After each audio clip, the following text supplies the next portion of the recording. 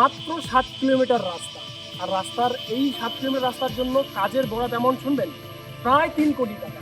এই 3 কোটি টাকা ব্যয় আমি যে এই মুহূর্তে যে রাস্তাটায় রয়েছি, এই রাস্তা সোজা একেবারে বনবস্তির মানুষের যে যাতায়াত তা মুশকিল আসান করেছিল। দীর্ঘদিনের দাবি তাদের ছিল যে এই রাস্তাকে পাকা করে দেওয়া হোক, অর্থাৎ দুরামারি গয়েরকাটাগামী যে জাতীয় সড়ক রয়েছে সেই সড়ক হয়ে এই রাস্তা দিয়ে বনবস্তি যাওয়ার রাস্তা, এবং সেই রাস্তাতেই দুর্নীতির অভিযোগ উঠে আসছে, নিম্নমানের কাজের অভিযোগ উঠে আসছে। জলপাইগুড়ি বন বিভাগের মোড়াঘাট রেঞ্জের অন্তর্ভুক্ত গোসাইহাট, খুকলুং এবং মেলা বনবস্তির মানুষের যাতায়াতের ভরসা একটি মাত্র রাস্তা। এই বনবস্তির মূল নিবাসী মূলত রাভা, আদিবাসী এবং নেপালি সম্প্রদায়ের মানুষজন। সম্প্রতি খট্টিমারি বিট অফিস থেকে নানাই নদী পর্যন্ত এই 7 কিলোমিটার রাস্তা তৈরি হয়েছিল প্রায় 3 কোটি টাকা ব্যয়।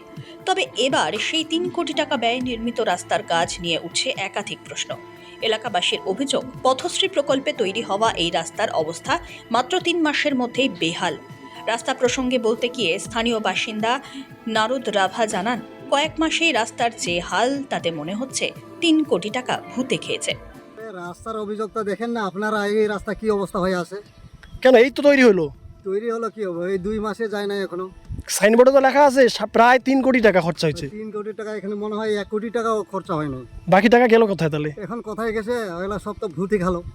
ওরা ঠিকাদারাই ছিল, আর ওরা কি করছে না করছে, লেবারলা ছিল, ওরাই কাজ করছে। কিন্তু স্থানীয় গ্রাম প্রধান পঞ্চায়েতকে জানিয়ে তো কাজটা হয়েছিল। ওই কাজটা গ্রাম পঞ্চায়েতে আমি ও পঞ্চায়েতেও মুখে দেখানো, মানে রাস্তায় এই যখন কাজ হয় না আমাদের এই এলাকার মধ্যে, পঞ্চায়েতেও আসে নাই, প্রধানও আসে নাই। এই রাস্তা নিয়ে শুধুমাত্র যে নারদ রাভা অভিযোগ করছেন এমনটা নয়, বনবস্তির বাসিন্দা সীতারাম রাভার গলাতেও একই সুর।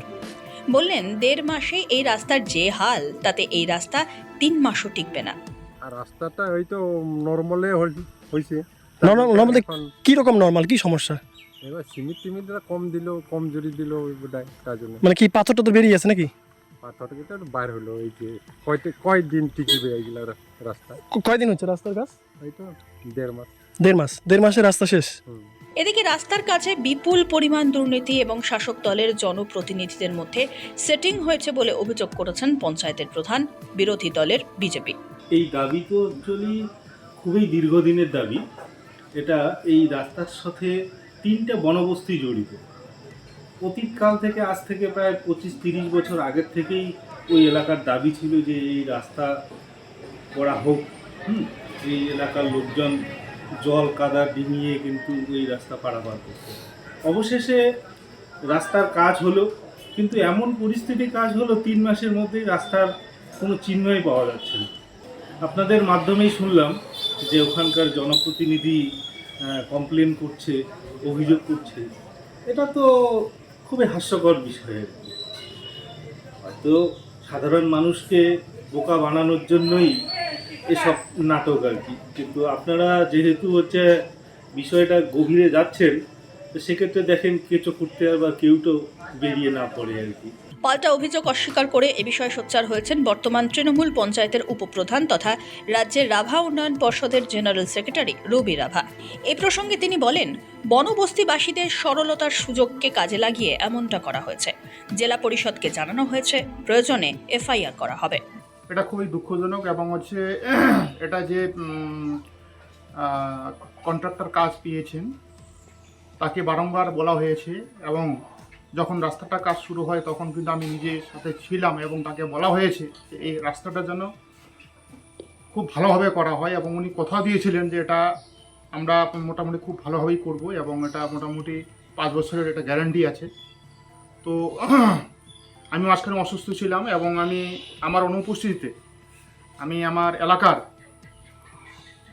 কয়েকজন ছেলেপেলেকে দায়িত্ব দিয়েছিলাম।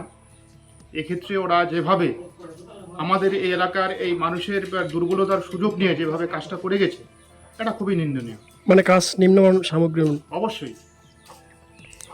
তাহলে সামনে তো বর্ষা, এবার তো আরও সমস্যা হবে।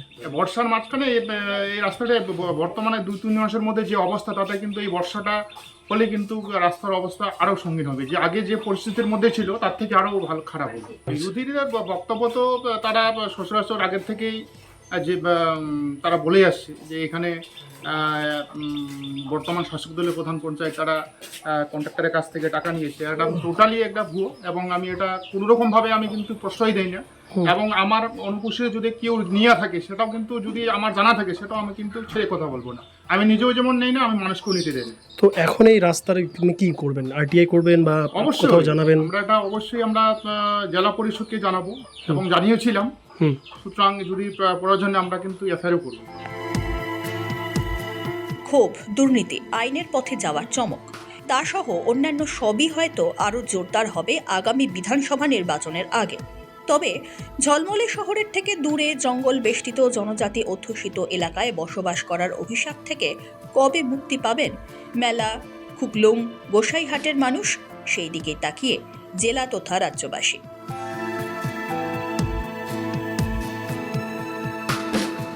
ঠিকাদার সংস্থার বিরুদ্ধে তিনি আইনি পদক্ষেপ নেবেন, প্রয়োজনে এফআইআর করবেন এবং এই রাস্তা পুনর্নির্মাণের দাবি তিনিও রেখেছেন। তবে এখন দেখার, আমরা সময় কলকাতা সেই খবর সম্প্রচারের পর আদৌ এই রাস্তার হাল ফেরে কিনা, আদৌ কি এই রাস্তা পুনঃসংস্কার করা হয় কিনা, সেটাই কিন্তু এখন দেখার।